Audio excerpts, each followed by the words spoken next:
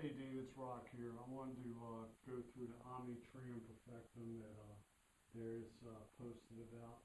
Basically explains how the wrists and forearms can move in the golf swing. You know, I liked that you were practicing the one-arm chips, and I wanted to show you a little bit how I work on that. So basically, your hand, your wrist can go, it can bend this way, which would be ulnar deviation. So the ulnar bones on this side, pinky side, go like this. So it goes like that. And radial deviation would be the opposite way. So towards the pointer finger here. So radial deviation is towards the pointer finger. Ulnar deviation is towards the pinky. So that's one thing that happens. The other thing that can happen is your wrist can cup this way, so that way, or bow, okay? So you cup or bow. And the other thing your hand can do is it can pronate or supinate, okay? So pronate would be, you know, kind of inward, supinate would be out.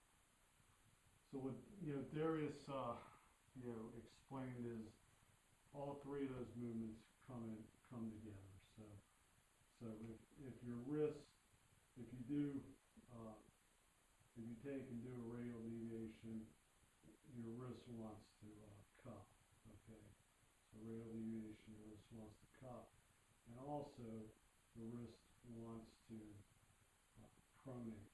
So the wrist wants to go kind of inward. So that's kind of extreme. So that's the maximum ROM of my forearms and wrists are like that, okay? So like that. All right.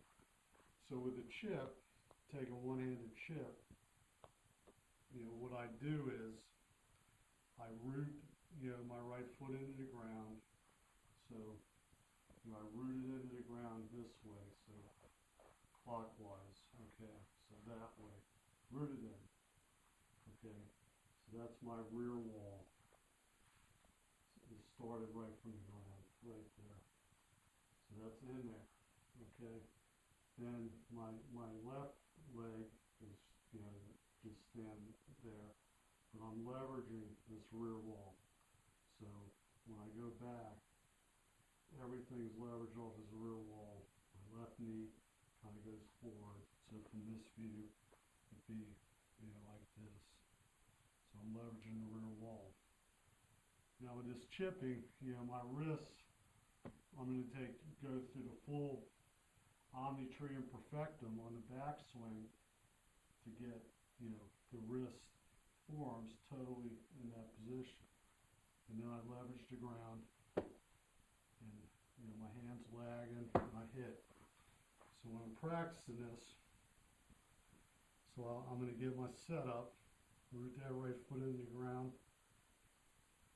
get everything all set up, and then I just, you know, hit the chips, okay? So in slow motion, it looks like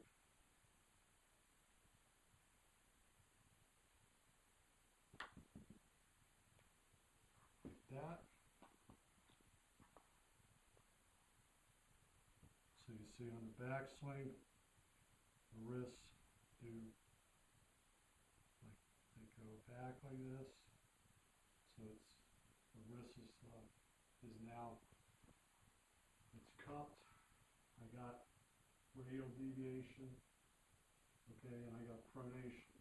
So I'm all the way in that position. So it's all the way in here. So so you're sitting there, okay, the face looks kind of wide open right there, right? It's very wide open. But I can just turn in. I can just turn and smash it, okay? Because I'm using the ground forces. My hands are still, you know, they're grabbing it fairly tight, but they're not, they're still free, and they're following the movement on my lower body. So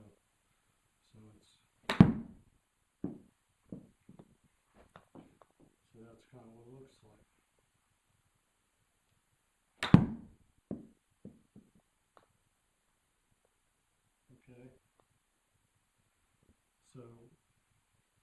Now you can do the same thing with your left hand. So it's the same basic thing. Omne Trium Perfectum. Now the left wrist. It can cup. It can do pronation, and it can do radial deviation. So this way. So it's the same basic movement. You just take your wrist to the maximum ROM you can get it, and then sit here and just work on it until you can, you can hit them solid. So in slow motion.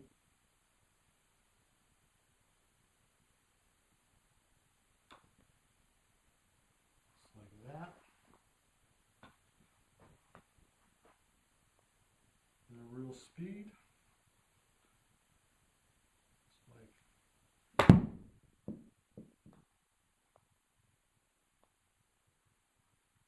that again. So I root that right foot in. Everything's revolving around that right wall.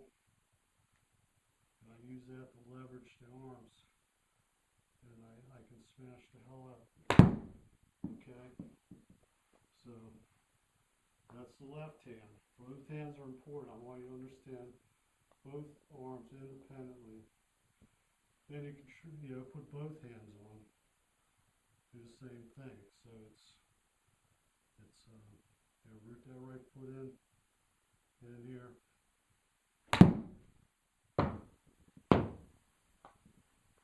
Okay, I got a little more power that way, as you noticed. So that makes it a little bit more fun. So root that right foot in, Omne Trium Perfectum, and just smack. Caught that one. Alright, so if you're a little bit concerned about hitting real golf balls, there's these balls called floppy balls. Little floppy balls.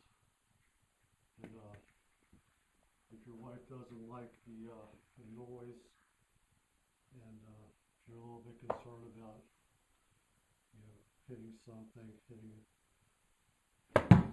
you can hit that.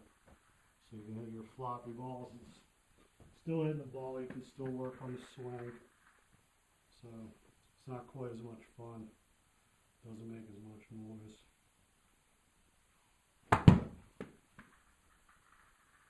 But it works, so it's fun. It's really cool when someone comes by the house and you hit the floppy ball at them. It's quite a lot of excitement out of it. So anyway, I wanted to show you how I practice Omne Trium Perfectum, how I'm tying the motion of my hands with the lower body action, the firm rear wall. I want to make sure you understand that firm rear wall, how important that is in controlling and gating everything that I do.